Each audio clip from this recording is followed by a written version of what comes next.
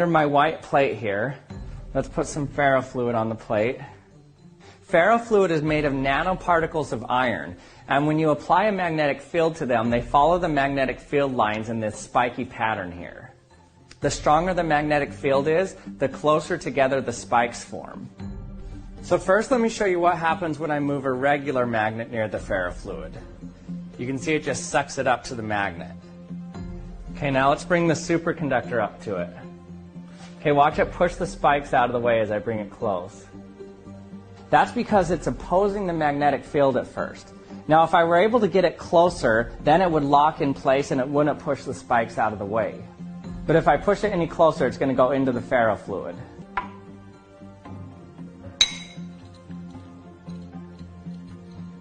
Another cool thing I observed is that when you bring it near the ferrofluid, the spikes actually start to flow towards it. Now this seemed odd to me because there wasn't a reason magnetically why it should do that. So I tested it with just plastic that was cold, not a superconductor, and it did the same thing. Bring it over to the point of the bolt and just gently drop it on there. Okay. In fact, you don't even have to touch it. It'll get pulled right over because of the magnetic field. Wow, look at it building up. Whoa. That is so cool. It's turning, I don't even know how to describe it. It almost looks like if I touched it, it'd be spiky. Watch this. Okay, wow. The magnet is actually drawing those particles. Keep loading it up. We're going to see how much fluid we can get on here. If you notice, you look really close, you can see they're like little spikes. Yeah, that's what it almost looks like. If I were to touch it, it would be spiky. Clearly, I know that's not the case. It's actually soft. It's still a liquid, but because of the magnetic field, it's actually taking on a different shape.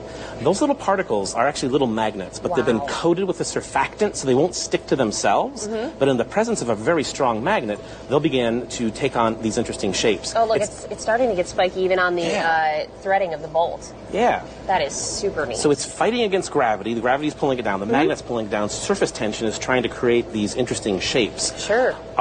But so it looks cool, right? Yeah, it's looks really very interesting, cool. Very cool. What would you use it for? Is the real question. And so if you have a hard drive with a spinning axis that you want to seal, you can use ferrofluid. You put two magnets around the axle, and the ferrofluid will form a seal around the axle. Or if you want to separate things that are non-magnetic, this is a copper penny. Sure, but we know that it's only partially, not fully copper, right? You're right. It's zinc inside and a little copper on the outside, but in either case, it's not magnetic. Okay, right. Yeah, we know that. It's not going to stick to the fridge or anything like that. How would I separate that out? We can use ferrofluid. So watch this. Load up my little cup with some ferrofluid. Just use the whole container. Just you just dump it in? Yeah, just dump it in. It's okay. And if we... That good? Yeah, that's perfect. If we take the magnet and drop it inside, no great surprise, it's simply going to sink to the bottom. Sure. Now, here's where things might get a little bit messy. Watch out. Woo! Okay, if I take this super strong magnet and pull it away and put it underneath, whoa, the penny will float to the top. Yeah, immediately. Immediately. And if I take it away from the magnet, the penny sinks. Wow. If I bring it down to the ferrofluid, and so that's just the force? The ferrofluid is actually, and I can have you feel it. I'm going to put this magnet back under the plate, and I want you to reach in with your gloves and touch that clump of ferrofluid. What does it feel like? Describe that. Oh, gel. It feels like a hard, gooey gel, and I can't grab it off here even though I want to. The density of the material has changed in the presence of a magnetic field, and this is one way that recyclers can actually separate non-magnetic or non-ferrous metals from magnetic metals. That is so neat, and yeah, you can't, I'm trying to even separate it, and it won't work. It feels like Jell-O, it's really weird, but if we do take the magnet away, I'll try not to splash, it goes right back to a liquid. Wow, that is really neat. So then this almost, in theory, can be reused as well. The actual... It can, yes, absolutely. Yeah. Wow. There's even some talk of using this sort of nanotechnology to target drugs. So if we attach a specific drug to the nanoparticles here, we could put it in an entire body and it would all be dilute. But if we target an organ with a strong magnetic field, we can actually cause all of the drugs to go to that one location. So in theory, if you needed maybe a heart medicine that you didn't want going elsewhere, in theory, yes, there could be a magnet used so that we could target that stuff using the tiny nanoparticles, and then take the field away. It disperses throughout the body, and you're fine. So it's something people are working on. Okay, so now you see what this is, what this does, and why we're constantly being told about mRNA. We're constantly being told about nanoparticles and the evolution of science. And people are just like, oh, that sounds wonderful and great. Well, the nanoparticles are so small that you can't see it. right, inside of something that would be a magic potion, to the visible eye. It also is something that could clearly be dyed, or some type of liquid dye could be used to disguise the coloring of it on the outside form. But the nanoparticles are so small that are in there, you have to literally use a microscope to see these types of things. Celebrities have been pushing the black goo from Lady Barfbag, Christina Aguilera. This goes back 2 decades, I'd say, at this point, of seeing it over and over. I'm going to show you clips now from all these things, which I'm sure you have seen and never put one and one together. But now think about it. You think they were just making these music videos and making these movies like Venom for no reason at all? No, it was predictive programming to show you the veins, the black goo inside the body, what's going to take over. And this is the demonic possession that's going to be involved with this. So this is a video. This is step 1 of me breaking this stuff down for you.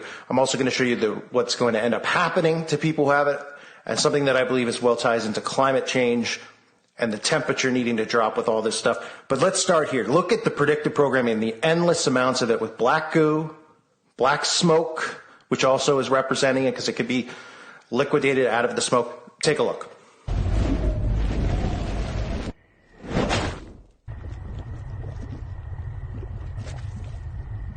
Can't commit to anything but a quirk. Leaders on vacation and invite them. Hills burn in California. Quiet and I'm coming home and I'm let me let you go.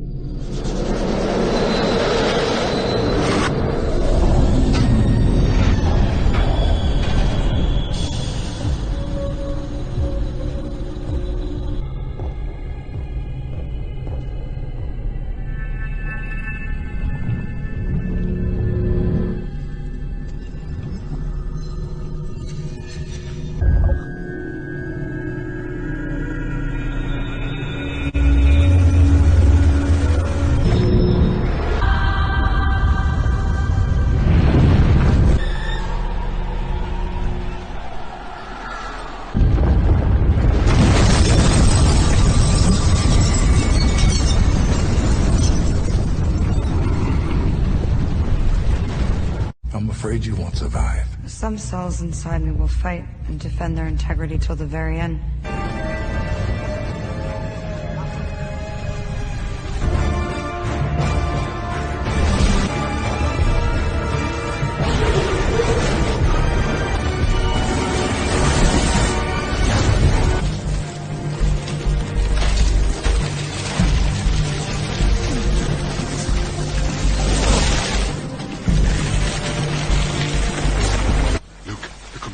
It's moving.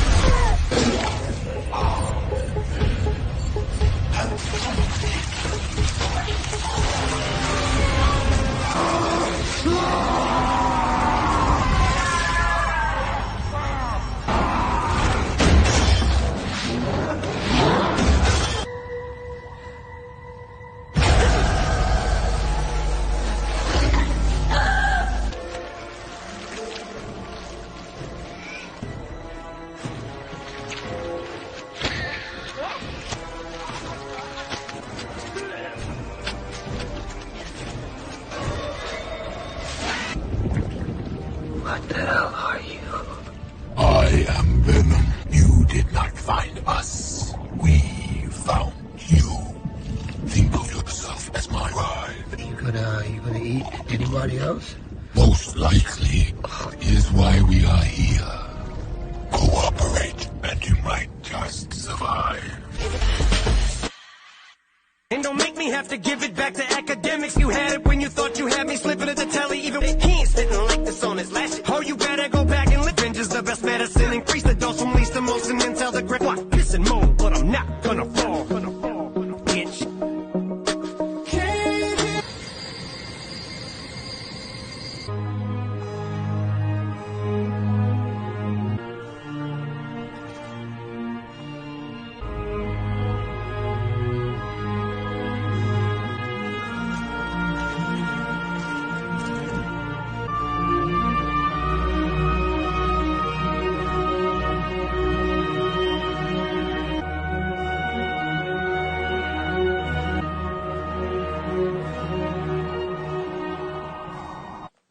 And look, that's just the tip of the iceberg. I mean, that's just some videos. There's movies like Prometheus and other sci-fi movies that go into way deeper detail. If I had, I can't, these are the ones off the top of my head and from others that I've seen who have covered this stuff, putting it together so you can see how mainstream it is. Do you think Eminem gave a phone call, Billie Eilish, they're all like, yeah, that's really cool. Imagine we had black coming out our nose and out of our eyes and black smoke going inside of us, or Stranger Things. Oh, wow, how original, becoming possessed by this, this thing called the Mind Frayer. I mean, think about it, Mind Frayer, right? That's the thing in Stranger Things that demonically possesses people. You see how all of this stuff is right in front of our faces? And now it's coming to fruition. So that's my video on the graphene oxide. Obviously, if you can't figure out what I'm talking about, just think a little bit deeper without me being able to specifically say, about this cool new science that they're experimenting on humans. This is what the future holds, folks. People could think it's crazy all they want to. They don't have to believe it. They can dismiss it. But the more this gets inside you, the more likely you're going to start mutating. So the question is, how would they get it in you? Well, now we know how. Pretty simple. And they really want it in you. If you follow this channel, you see how desperate they are? I've been showing you the clips how desperate they are. They are desperate to get it in you. Because whatever's happening with CERN and whatever they're bringing over from the other side, it's happening very, very soon. And people are going to serve as hosts for all of this. So that's why it's important to take care of yourself, stay strong in your walk, and be very aware of what they're trying to do. Because the enemy, God tells us to be as wise as serpents and innocent. God tells us to be as wise as serpents and as innocent as doves. And there's a reason for that. It doesn't mean to ignore. It means to be aware of your enemy. Be as wise as they are, but be innocent. Don't be sick and wicked like they are. That's what we all need to be. So stay aware. I hope this video helped you in some way. God bless all of you and your families.